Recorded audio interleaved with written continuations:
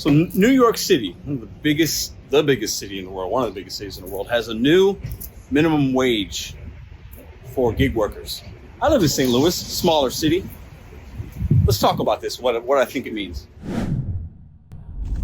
Pedro back at you with the RideShare Guy. Now, I think there's two ways you can look at this, good and bad, depending on how you look at the gig economy, how you want or don't want legislation. Now, before we start, drop your city in the comments down below. Are you from New York? Let us know what you think especially. Maybe you're in Cali, you have Prop 22. Maybe you're in some kind of city that you think might never have that. Maybe you'd want that. Drop your city down below before we get into the video. All right, so this particular bill for New York City, I'm going to talk both sides and then I'm going to give my opinion at the end. So please stay for that.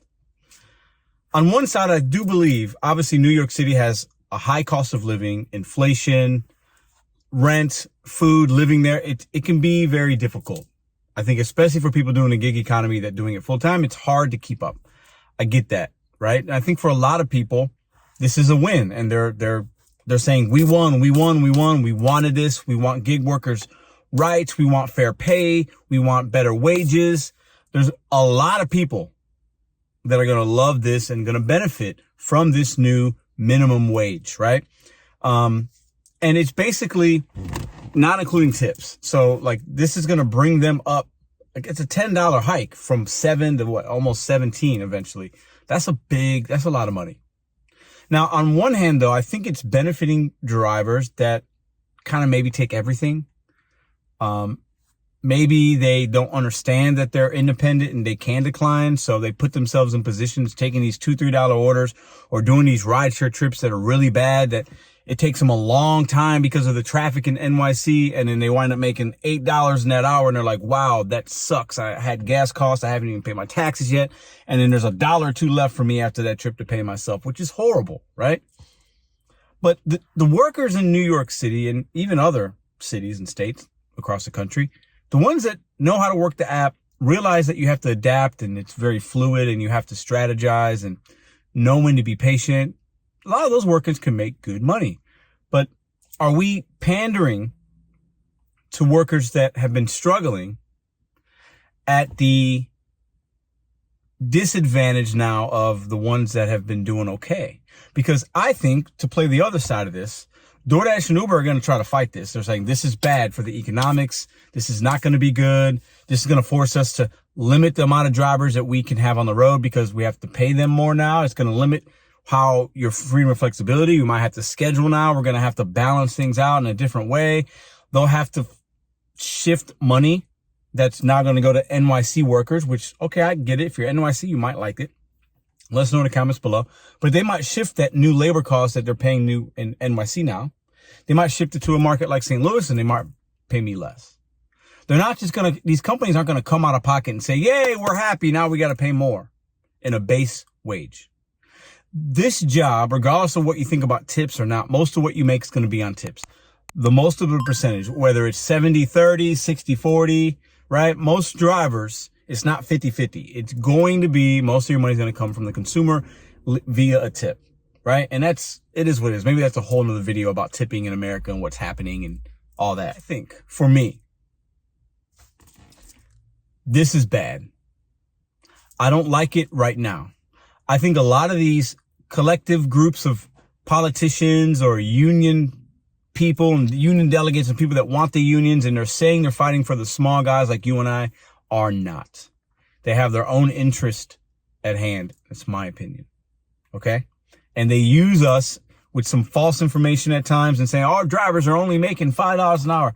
No, some are, but we are basically, in my opinion, catering to the minority of workers that are making $7 an hour. Okay. And it's going to affect the majority of the gig economy in NYC and in other places, in my opinion. I think this is bad. I'm not for legislation in gig economy. I do think there are things that the apps should be held accountable for. I think transparency, false deactivations, those are things I think as workers, we should have more of a right to have information. But when it comes to somebody paying me more because I'm not good at my job and I'm not willing to adapt or get into another line of work. I don't agree with it because I think in the long term, it's going to affect us. And some articles that I've read have said this is going to be great for the local economy of the NYC because now gig workers are going to have more money and spending it. No. Some gig workers will make more money. The majority won't, I don't think. Okay? I don't see it that way. I think if anything, it's going to take jobs away because in New York, now they're going to not have as many opportunities. A lot of workers won't have as many opportunities to go out there and side hustle. I think this kind of works not full time. It's not employee based. And we're going down that route with more and more legislation. It's a gig. It's a side hustle. You do part time to make side money. That's where I stand on this. I'm a little worried. Not worried. I'm a little maybe concerned because more and more laws trying to get passed, more and more politicians trying to intervene in this, right? And I think there are some things that could be modified and adjusted. And I think overall there has been legislation and rules and regulations put in place that does help the everyday man like you and I. I get that, right? I'm not for the big companies, but we have to understand the ripple effect that this might cause. And I think we're not going to see it immediately, but we'll see it down the line.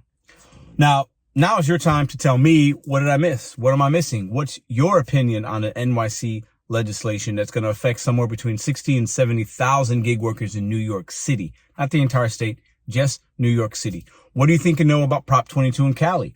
Do you know anything about the Colorado bill didn't even get up to a vote? What they're trying to do in Pennsylvania, what they've done in Seattle.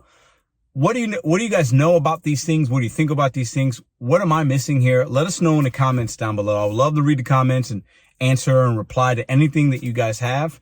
If there's something that you have a question about that we didn't cover, let us know in the comments down below. We do content here every Sunday, Pedro and the RideShare Guy. If you want more content, check out this video here. If you want to sign up for the gig apps or maximize your earnings, check the description box for those links. I'll see you guys next week.